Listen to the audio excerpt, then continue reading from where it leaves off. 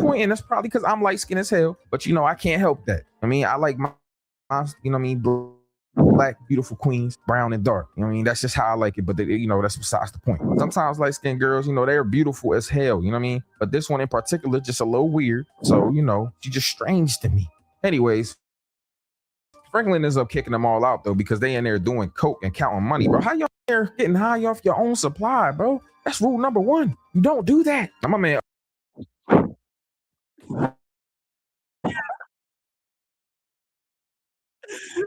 Celebrate one-of-a-kind people with gifts that say I get you. Etsy.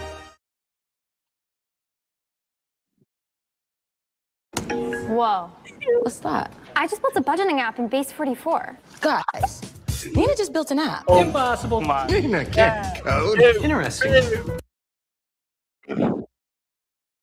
Do that. Now, my man also, he had a little partner that he came to LA with. His homie Hernan, who was very sick right now.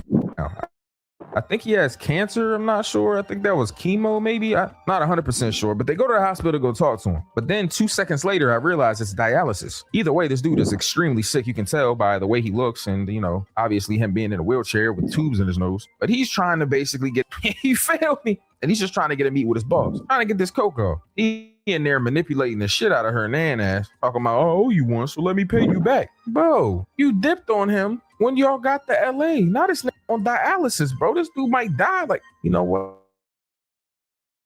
But got it. Now this dude Teddy is going through it, man. And he basically is and my kid. I gotta get away from the job, son. I need to come see you and Jane. Obviously, his wife or girl, are they married? Anyway, she basically gives in at some point and says that he can pop up under one stipulation. You gotta bring her Thai food. Anytime a girl act like that, you know she wants some dick, bro. I guarantee you, as soon as he gets there, laying the pickle, bro. That's just how that works. Now, my man Franklin pull up at Louis and Jerome's house, and he gives my man Jerome some bread for the gun that he had to dispose of. But he's trying to figure out why my man Jerome, I'm gonna keep it real with you, man. That yo ain't no good, man. You know what I'm saying? Like, here you go. You think you selling some coke, and then boom, Mexican cartel get your ass. Pigs get your ass. You know what I'm saying? You ain't even trust nobody with this coke shit. Motherfuckers get to killing you and shit. You think everything's sweet. You know what I'm saying? Think your dog. And then next thing you know, boom, I'll shoot you in your goddamn head. I'm just saying, I don't understand. Man, nephew, I ain't soft, man. You know what, man? I'm gonna beat your ass in here, man. Get out my house with that bullshit, man. So my man Franklin, he like, all right, cool, I'm gonna leave. But you know I ain't gonna give up. Oh yeah, by the way, Teddy, he giving her some pickle, bro. I told you, bro. I told you. Obviously, I can't show you on screen. You're just gonna have to take my word for it. Look like two uncooked chicken thighs were just slapping against each other. Him and his wife are having a discussion about how he wants to get a little bit away from the op, how he wants to, you know, leave things alone. But we both know that that's not the case. Dude is a liar. People like Teddy, you just can't trust them, bro. For multiple reasons, but the main reason is they're white and they work for the government. Just saying. Now, at this point, my man Jerome wants Franklin to understand why selling coke is a bad idea.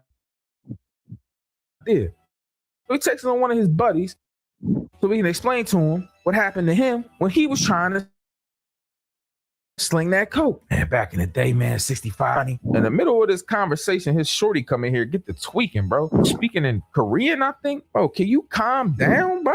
God damn. Activision doesn't pay. Nigga, did you say Activision, bro? You talking about the nigga that made Tony Hawk Pro Skater? Nah, man, activism. Little dumbass. Man, gotta be careful what you're playing with, man. It's one gang that runs the whole cocaine flow.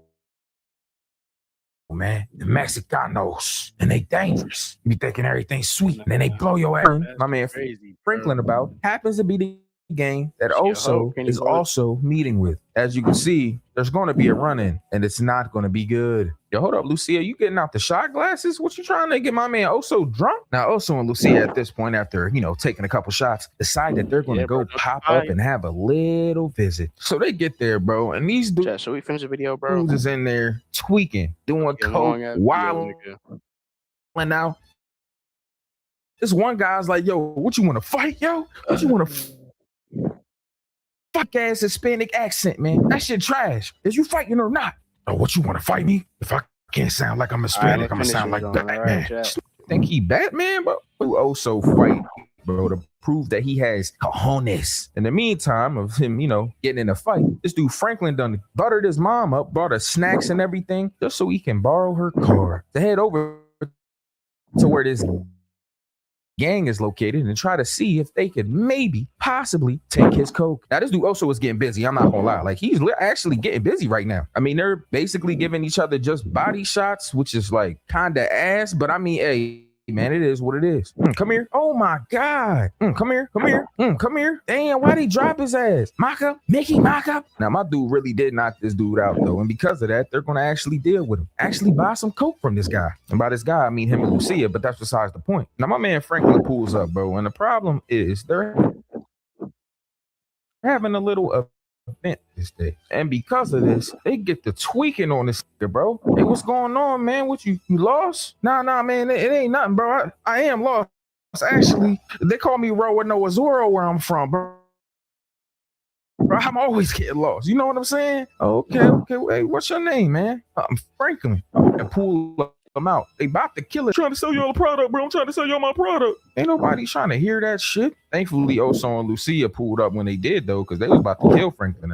Oso obviously tells them, hey, man, get in the car. Get the fuck out of here. Because you're tweet. Are you trying to sell drugs to Mexicans, bro? And you're black in LA in the 80s? Come on, bro. Like, come on, Franklin. I'm just saying, bro. That's some dumb ass shit. Now, he shake my man Oso hand and he tells him if he ever needs anything, just to look him up. This is going to come back very soon and be pretty relevant. Also, at the end of the episode, my man Teddy and Alejandro pull up to get some food and they are seeing missing women posters. Yeah, like a missing poster with a woman on it that Alejandro killed in that house. Crazy work. Now, my man Franklin pulls back up to his mom's house on episode 7. Everything cool, besides the fact that he's beat up again and he had to lie to his mom and tell her that some kid threw a baseball in the window and he had to go get it fixed. Oh, it's okay, baby. Thanks for fixing it. And I ain't want to interrupt the space thing. That's why I ain't call you, man. You do good? Oh, yeah, me and Betty, we was cooking shit. My man Franklin go back to the table. He get on the phone. He talk to this dude, Kev. Remember, Kev was telling him that he got a cousin out Oakland. Well, I mean, Kev was on coke at the time when he told him this, so obviously Franklin probably wasn't really paying attention, but he did, though. Anyways, Kev got a cousin out Oakland that got some connects. So my man, he figured, okay, cool, we going out Oakland. So now we got some moving parts. We got Lucia and also dealing with the little Mexicanos and all that. You got Teddy and Alejandro. They in the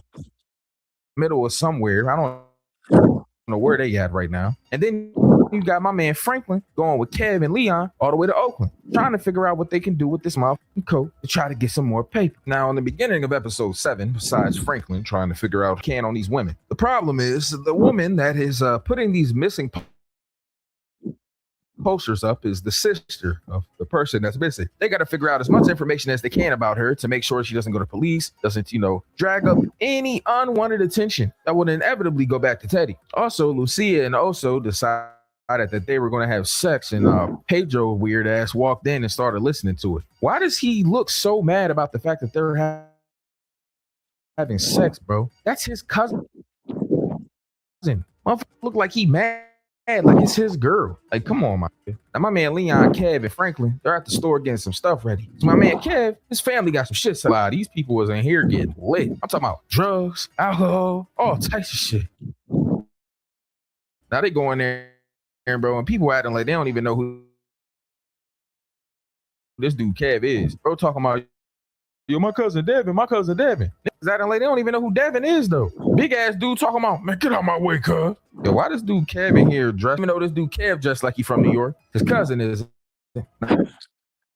Now, Franklin trying to talk to the dude and get straight to business. But Devin cousin is telling him straight up, hey, man, Lil Joe not going to be here for weird in this situation. It ain't no chick walking around asking about his backpack, talking about what you in school. We got people on this joint having orgies and shit. Like, bro, this joint is crazy. Now, obviously, most of these people in here are drug addicts, bro. So they're asking him about his backpack because they know he's holding. This dude is clearly on drugs. He ran out of that orgy tent talking about the pussy turned to a mouth for me, bro. I ain't gonna lie. That's the type of pussy you need, bro. That shit turned to a mouth. You know it's crazy. Anyways, back over at Lucia, Oso, and Pedro. My man Oso seemed to have stepped out for a minute. And Pedro and Lucia are here. My man Pedro talking about he want his cut. Now he already know what is about to happen. I made him a partner. It's the only way he would help us. Okay. Yeah, sure. You pay out of your cut. What do you You mean, Pedro? How you insulting me like this? You giving away? Man, you heard me. Now, obviously, Lucia lies and says that she's not f***ing him, but Pedro heard them having sex. So obviously, he knows already. And he was just trying to see if he could trust his cousin. Kind of feel bad for him, but then again, I don't because he's a big pussy. So, you know, it is what it is. Anyway, my man Franklin is walking around Oakland. Why does Oakland look so bad in the 80s? Like, what is going on here? Maybe it's just the area of Oakland he was in. I don't know. But he just wandering around because his dad used to be here. Now, they used to have Black Panther meetings in this little building that he pulls up at. Obviously, he's reminiscing, thinking about it. So he stumbles into the building. It's kind of crazy that his dad having Black Panther meetings in this building led him to walking into this building, because if he didn't, his whole life probably would have never changed. But it did, because he walked in and he met a crazy ass white bitch that's on crack. Now, at this point in the story, we have not been introduced to crack cocaine yet. It's not really a thing. I mean, it is a thing, obviously, to all of us. But back then, at this point in the 80s, it wasn't like widespread. They didn't really know too much about it. And the people that did know about it, they were holding on to it because, I mean, wouldn't you? I found the most profitable thing ever at the time. I wouldn't want nobody else knowing either. Anyways, this crazy ass white bitch shows them what crack is. Oh, this? Oh, this is magical. It's like Chicken Al Pastor is back at Chipotle, where fire meets flavor, where he grill and where fans meet their favorite. Chicken Al Pastor, where fire meets flavor.